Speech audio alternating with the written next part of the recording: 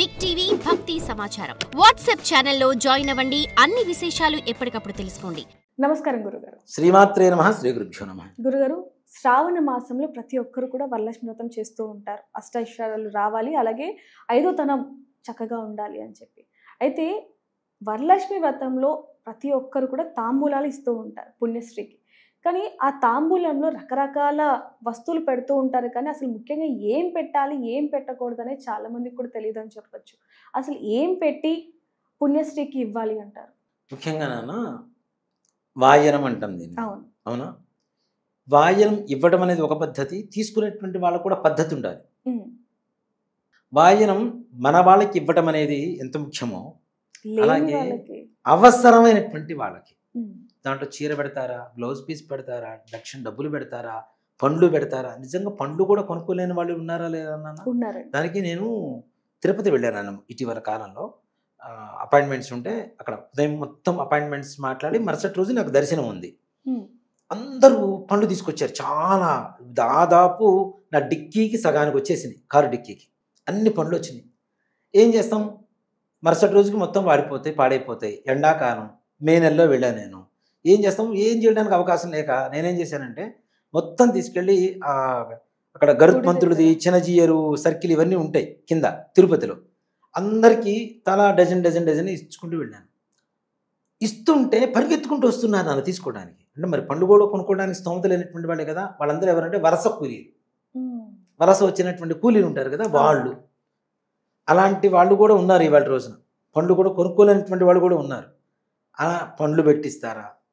ఏ రకమైనటువంటి వస్తువులు ఇచ్చినా ముఖ్యంగా ఉండవలసింది దాంట్లో పండు, 2 పండ్లు. ఒక పండు ఎప్పుడు కూడా పెళ్ళైనటువంటి గృహిణి కానీ గృహస్థుడు కానీ ఒక పండు దానం చేయకూడదు.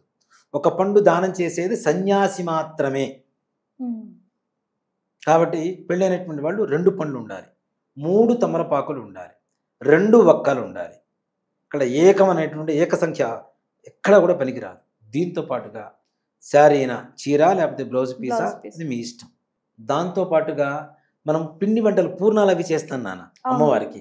పూర్ణాలు 5 ముత్తైదులకు దానం ఇవ్వాలి, వాయనం ఇవ్వాలి. దాంతో పాటుగా అస్సలు ఇవ్వాల్సినటువంటి ఒక వస్తువు ఉంటుంది, ఏంటంటే శనగలు. శనగలు పొద్దున్నే నానబెడితే మధ్యాహ్నానికి మంచిగా నానిపోతాయి. శనగలు ఎందుకు దానం ఇవ్వాలి అంటే ముఖ్యంగా ఇక్కడ శనగలు అంటే ఎలాంటి దోషాన్నైనా నివృత్తి చేయగలిగినటువంటి స్తోమత కలిగినటువంటి ఒక ధాన్యం. ఎందుకు అంటే గురుగ్రహానికి ఇష్టమైనటువంటి ధాన్యం. గురువు ఎవరు? దేవతల పురోహితుడు, సకల శాస్త్ర కోవిదుడు, దేవతలందరికీ పురోహితుడు ఆయన బృహస్పతి. ఆయనకి ఇష్టమైనటువంటి ఏంటి? ఈ శనగలు.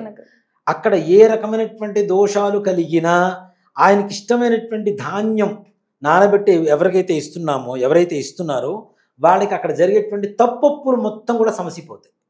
ఏదైనా తెలియక తప్పులు చేస్తుంటాం, అవన్నీ కూడా సమసిపోతాయి. కాబట్టి శనగలు తప్పనిసరిగా దానం ఇవ్వాలి వాయనంలో. ఈ వాయనం ఇవ్వటం చీర కట్టుకొనే ఇవ్వాలి. పిచ్చి పిచ్చి డ్రెస్సుల్లో ఇస్తే మాత్రం అమ్మవారు తాట తీసి ఆరేస్తుంది, దాంట్లో అనుమానం ఏం లేదు. మంచిగా చీర కట్టుకొని ఇవ్వాలి. తీసుకునేటువంటి వాళ్ళు కూడా మొన్న మధ్య వీడియో చూశాను అన్న, ఎవరో కాదు మన ఆర్టిస్టులే. వాయనం తీసుకోవడానికి ఒక ఆవిడ పిలిచింది. ఆ వచ్చిన ఆవిడ ఏంటంటే టాన్ జీన్స్ వేసుకొని వచ్చింది వాయనం తీసుకోవడానికి. వరలక్ష్మి అక్కడ ఏం చెప్తారు నాన్న, వాయనం ఇచ్చేటప్పుడు ఇస్తేనమ్మ వాయనం, పుచ్చుకుంటేనమ్మ వాయనం, ఇస్తేనమ్మ వాయనం, పుచ్చుకుంటేనమ్మ వాయనం. నా వాయనం తీసుకునేది ఎవరు అంటే సాక్షాత్ నేనే వరలక్ష్మీదేవిని తీసుకుంటున్నాను. వరలక్ష్మీదేవికి టాన్ జీన్స్ వేసుకొని ఇస్తారా? ఎంత దౌర్భాగ్యం నాన్న అది. అవునా? ఆడపిల్లని అంటే ముత్తైదును కూర్చోబెట్టి చక్కగా పసుపు పూసి, పూలు పెట్టి, బొట్టు పెట్టి, మంగళసూత్రాలకు పసుపునిచ్చి, గంధం పెట్టి, అక్కడ సాక్షాత్ వరలక్ష్మి అమ్మవారే వచ్చింది ముత్తైదు రూపంలో అని చెప్పి భావనలో మనం ఉంటే, ఇలాంటి దరిద్రమైనటువంటి డ్రెస్సులు వేసుకొని దానాలు ఇవ్వటం, వాయనం ఇవ్వటం, తీసుకోవటమా? అదెంత తప్పు నాన్న. అంటే మన సంస్కృతిని మనం సర్వనాశనం చేస్తున్నాం. అదే వీడియో చూస్తారు, 10 మంది చూస్తారు. పక్క మతస్థులు మన మతాన్ని ఎందుకు కించపరచను? మరి ఇదే డ్రెస్ చేసుకొని వాయనం తీసుకోవచ్చు అని చెప్పి ఇంకొక 10 మంది అమ్మాయిలు, తెలియనటువంటి అమ్మాయిలు ఉంటారు, వాళ్ళు కూడా ఇదే విధంగా వాయనాలు తీసుకుంటుంటే ఎలా ఉంటుంది? మన సంప్రదాయాన్ని మన చేతులారా నాశనం చేస్తున్నట్టేనా? అవునా? అలాంటివి చేయొద్దని చెప్తా దయచేసి. సంప్రదాయ దుస్తులు సంప్రదాయ దుస్తులే. దేవతా వస్త్రాలు అంటారు అసలు వాటిని. సంప్రదాయ దుస్తులు దేవతా వస్త్రాలు అంటారు. మగవాళ్ళు పంచ, ఆడవాళ్ళు చీర. ఆ చీరలో కూడా ఇంక ఇప్పుడు చేత కాదులేండి, ఇప్పుడు చెప్పినా కూడా చేయలేరు. కాసి బోసి కట్టుకోవటం అంటారు. అవును గురుగారు. బోచి బోసి కట్టుకుంటారు. అది అసలు దేవతలకి పూజ చేయడానికి అర్హత కలిగి చేసేటువంటి వస్త్రధారణ. ఇప్పుడు అది కష్టం, అందరికీ కష్టమే. కానీ అది కూడా కష్టమే లేదన్న. ఇప్పుడు అంతా యూట్యూబ్ వచ్చిన తర్వాత దాంట్లో కూడా హౌ టు మేక్ కాశీ కట్టు అని కొడితే ఆటోమేటిక్గా వచ్చేస్తుంటాయి. 1 minute sarees వస్తున్నాయి కదా, అవి కూడా రెడీమేడ్ వస్తున్నాయి. అవన్నీ వేసుకొని చేయండి. అవి వేసుకోవడం ద్వారా పూర్వ సంప్రదాయాన్ని మన పిల్లలకు అందిస్తాం నాన్న. మనతోనే అంతరించిపోకుండా మన పిల్లలకు అందిస్తాం. అదే చెప్తాను నేను. ఒక ఇంట్లో పెద్దవాళ్ళు ఎవరన్నా చనిపోతున్నారు, ఆడవాళ్ళు కానీ మగవాళ్ళు కానీ అంటే ఒక గ్రంథాలయం, ఒక లైబ్రరీని మనం పోగొట్టుకుంటామని అర్థం చేసుకోండి. అవును గురుగారు. వాళ్ళకి ఎన్నో విషయాలు తెలియదు, వాళ్ళ మస్తకంలో ఉంటాయి, ఇక్కడ ఉంటాయి వాళ్ళకి. అవన్నీ మనకి నేర్పుతూ ఉంటారు, చెప్తూ ఉంటారు. ఒక్క మాట చెప్తాను అన్న, ఇంత దేనికి ఇంత జనాలకి ఇష్టమైనటువంటి సుధీర్ శర్మ చెప్పే ప్రతి విషయం కూడా చిన్నప్పుడు మా అమ్మగారు, మా నాన్నగారు, మా అమ్మమ్మ గారు, మా తాతయ్య గారు నాకు చెప్పిన విషయాలే నా జీవితాన్ని శాసిస్తున్నాయి వాటి రోజున. నాతో ఆగిపోకూడదనే నా బాధ, నా తపన. నా పిల్లలకు అందజేయాలి, పిల్లలకు అందజేయాలని. దయచేసి నేర్చుకోండి, తెలియకపోతే తెలుసుకోండి, తప్పులేదు. పెద్దవాళ్ళని అడగండి. అది నామోషీతనం కాదు. సంప్రదాయాన్ని వెల్లివిరిసేలా చేయటం. మీ ద్వారా ఇంకొకళ్ళు మారినా చాలు. నా ప్రయత్నం అదే. నేను ఇన్ని చెప్తున్నాను, ఇన్ని మాటలు చెప్తున్నాను, ఇంత గట్టిగా చెప్తున్నాను అంటే ఈ వీడియోల ద్వారా 1000 మంది చూసినా చూడకపోయినా చూసిన కొద్ది మందిలో ఒక్కళ్ళు మారినా నా జన్మ చరితార్థమే. దాంట్లో అనుమానం ఏం లేదు. అయితే గురుగారు, చివరిగా ఒక ప్రశ్న, అంటే అది అడగచ్చు అడగకూడదో నాకు తెలియదు గురుగారు, అంటే సందేహం వచ్చింది అడుగుతున్నాను. అంటే వరలక్ష్మి వ్రతం రోజు, అంటే భర్త చనిపోయిన వాళ్ళు ఎవరైతే ఉంటారో వితంతువులు, వాళ్ళు ఎదురు రాకూడదు, సామాన్లు కూడా తీసుకురాకూడదు, వాళ్ళకి అసలు ముఖ్యంగా ఇంట్లో అడుగు పెట్టకూడదు అంటూ కొంతమంది పెద్దవాళ్ళు అంటుంటారు. నేను కూడా విన్నాను. అది అసలు ఎంతవరకు వాస్తవం అంటారు? వాళ్ళ మనసు బాధ పెట్టినట్టే అవుతుంది కదా. అసలు ఆ మాటలు అనకూడదు. భర్త చనిపోవటమే వాళ్ళు చేసుకున్న పాపమైతే, దశమహావిద్యని 10 రకాల అమ్మవార్లు ఉంటారు నాన్న. దాంట్లో ధూమావతి అనే అమ్మవారు ఉంటుంది. గూగుల్ చేసుకొని చూసుకోండి ఎవరైనా. ధూమావతి అనేటువంటి అమ్మవారు ఉంటుంది. ఎలా ఉంటుందంటే, భర్త లేనటువంటి స్త్రీ తెల్ల చీర కట్టుకొని ఎలా ముసుగు వేసుకొని ఉంటారో బొట్టు లేకుండా అలానే ఉంటుంది అమ్మవారు. అమ్మవారు నీకు సకల రోగాలు, నరదృష్టి, శత్రుబాధలు పోవడానికి, అనారోగ్య సమస్యలు తీరడానికి అమ్మవారికి పూజ చేస్తావు. అలాంటి రూపంలో ఉన్నటువంటి వాళ్ళని మాత్రం విసర్జించి పక్కన పడేస్తావు. కరెక్ట్ కాదు కదా. అమ్మవారు ఇక్కడ ఒకటి చెప్తాను అన్న, ముత్తైదుతనం అనేది శరీరానికి కాదు, మనసుకు ఉండాలి. మనసుకు ఉండాలి. అంతేగాని వాళ్ళని వేధించడం వల్ల స్త్రీ వేదనేగా. స్త్రీ వేదనే మహాబాధలని చెప్తున్నాగా.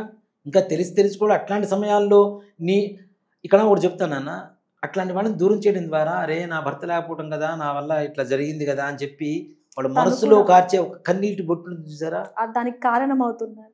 ఆ కారణం వల్ల మనకు వచ్చేటువంటి వరలక్ష్మి అనుగ్రహం ఏముంటుంది నాన్న. అన్ని రూపాల్లో అమ్మవారే ఉన్నప్పుడు ఆ రూపంలో కూడా అమ్మవారిని నువ్వు ఎందుకు పూజించవు? తల్లి కావచ్చు, చెల్లి కావచ్చు, వదిన కావచ్చు, ఎదురు రావడం కాదు, పక్క నుండి అన్నీ చేయించవచ్చు. దాంట్లో ఏ రకమైనటువంటి సమస్య లేదు. అయితే మన కుటుంబీకులు అంటే ఒక విధంగా చూస్తారు, వేరే వాళ్ళ కుటుంబీకులు అంటే మరొక విధంగా చూస్తుంటారు. దానికి ఏమంటారు? అదే కదా వచ్చిన సమస్య. పక్కింటి వాళ్ళని ఒకలాగా, మన ఇంటి వాళ్ళని ఒకలాగా చూస్తున్నామంటే అక్కడే నీకున్నటువంటి లక్ష్మీతత్వం, దైవతత్వం మొత్తం పోయింది కదా. అందరిని ఒకలాగా చూడమనే కదా. మనుషుల్లో ఉండేటువంటి మానవత విలువల్ని చూడాలి. అంతేగాని మనుషుల్ని, వాళ్ళకుండే ఐశ్వర్యాన్ని, వాళ్ళకుండే నుదులుకుండేటువంటి బొట్టుని, కట్టుకునే పట్టు చీరని, పెట్టుకునే వజ్రాల నగల్ని కాదు చూడాల్సింది, వాళ్ళ మనస్తత్వం.